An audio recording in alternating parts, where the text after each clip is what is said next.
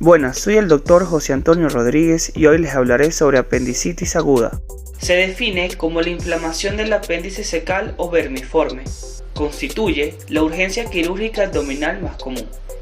El apéndice se encuentra en el ciego, con la base donde convergen las tenias cólicas y recibe su irrigación a través de la arteria apendicular, rama de la arteria iliocólica que deriva de la arteria mesentérica superior. Es importante mencionar que el extremo libre del apéndice puede asumir diferentes posiciones, entre las que se pueden encontrar retrocecal, subcecal, preilial, posilial, pélvica y paracecal. Epidemiología.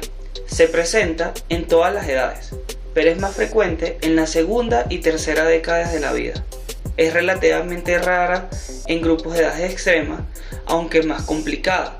Afecta por igual a ambos sexos, salvo en el periodo comprendido entre la pubertad y los 25 años, que es más frecuente en los varones.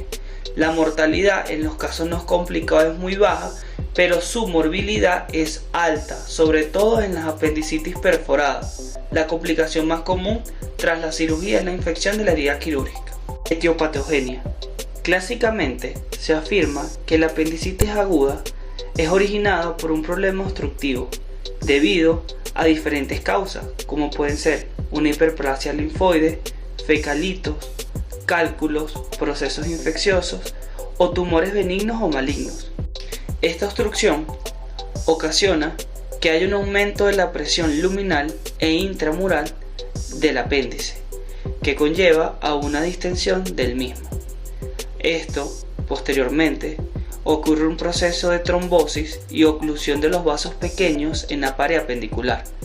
Además, ocurre una éstasis del flujo linfático, lo que ocasiona que haya una isquemia y luego necrosis de la pared del apéndice, lo que conlleva a un sobrecrecimiento de bacterias aeróbicas y por último la perforación del apéndice. Fases de la apendicitis aguda. Iniciamos con la fase catarral o mucosa, donde ocurre una inflamación de la submucosa y macroscópicamente el apéndice se ve normal. La segunda fase es la flegmonosa o fibrosa, donde se observa una ulceración de la mucosa. La tercera fase es la purulenta, donde se evidencia un exudado purulento en la luz y periapendicular. Y por último, tenemos la fase gangrenosa, donde se evidencia necrosis y perforación. Aquí ocurre la peritonitis localizada o circunscrita, que se puede ver como un absceso o un plastrón apendicular, o lo que se llama peritonitis difusa. Diagnóstico.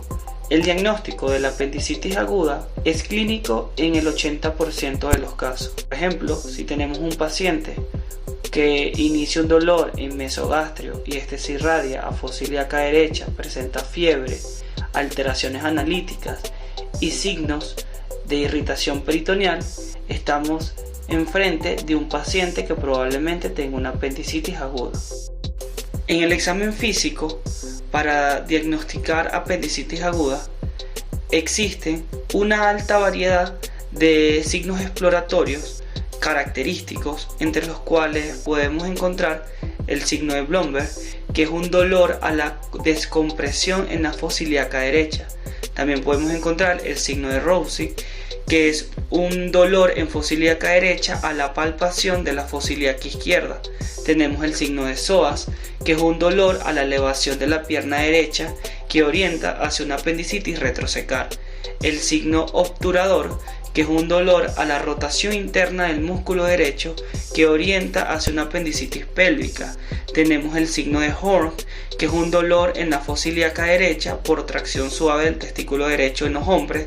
El signo de Head, que es la hiperestesia cutánea en la fosa ilíaca derecha, entre otros. También existen diferentes puntos dolorosos del abdomen en la apendicitis aguda, como por ejemplo el punto de Halagier, que es un punto en el centro de la línea desde la espina ilíaca anterosuperior derecha a la sínfisis del pubis, el punto de Lanz, que es un punto en la unión del tercio derecho con el tercio medio de la línea que une ambas espinas ilíacas anterosuperiores, el punto de McBurney, punto en la unión del tercio externo con el tercio interno de la línea entre el ombligo y la espina ilíaca anterosuperior, el punto de Monro, que es el punto medio entre la espina ilíaca anterosuperior y el ombligo, el punto de Monris, punto situado a 4 centímetros por debajo del ombligo en una línea que va de este a la espina ilíaca anterosuperior. Además, para el diagnóstico de apendicitis aguda también se encuentra la escala de Alvarado, que es un sistema de puntuación clínico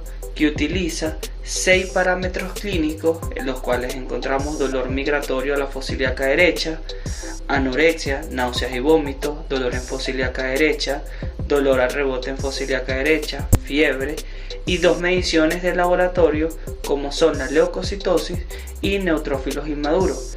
Es importante mencionar que esta puntuación, el total de ellos es de 10 puntos.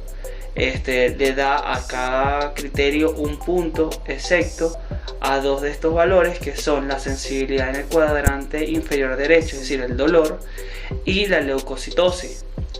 Esto se clasifica en que el paciente que tenga menos de 4 puntos vamos a descartar apendicitis aguda y vamos a buscar otro diagnóstico que pueda presentar el paciente. Pacientes que obtengan de 5 a 6 puntos hay que mantenerlo en valoración por 6 horas en observación y pedirle otros estudios de imágenes para determinar si es una apendicitis u otro diagnóstico. En cambio, los pacientes que obtengan más de 7 puntos, estos pacientes tienen alta probabilidad de presentar apendicitis aguda y de ir a una intervención quirúrgica por una apendicectomía. Es importante mencionar que la escala de Alvarado tiene una sensibilidad de un 72%. Como se menciona anteriormente, en los casos dudosos, sobre todo en niños, ancianos y mujeres en edad fértil, se recurre a técnicas de imagen para llegar al diagnóstico certero. Se utiliza la tomografía computarizada como el gold estándar de los estudios imagenológicos porque tiene mayor sensibilidad. Entre los hallazgos que podemos encontrar en esta tomografía va a ser un diámetro apendicular mayor a 6 milímetros, una pared apendicular engrosada mayor a 2 milímetros y un realce de la pared apendicular. Diagnósticos diferenciales.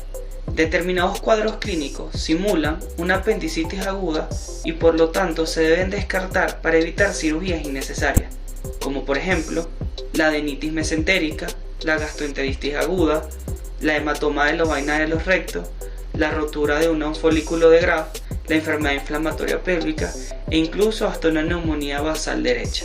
Para finalizar, el tratamiento de elección para la apendicitis aguda es la apendicectomía bajo anestesia general, previa administración de antibióticos de forma profiláctica, que las últimas guías recomiendan cefazolina si los pacientes son menores de 120 kilos, 2 gramos, y si los pacientes pesan más de 120 kilos, 3 gramos, más metronidazol, 500 miligramos vía endovenosa. Además, no existen diferencias significativas entre el abordaje abierto y el laparoscópico, de forma generalizada, aunque hay determinados subgrupos de pacientes como obesos, mujeres en edad fértil o con dudas diagnósticas que sí se benefician de un abordaje laparoscópico. Además, si existen signos de peritonitis aguda difusa, el abordaje laparoscópico permite un mejor lavado de toda la cavidad abdominal, que es difícil desde la incisión habitual de McBurney. Esto ha sido todo por hoy, espero les sea de mucha utilidad.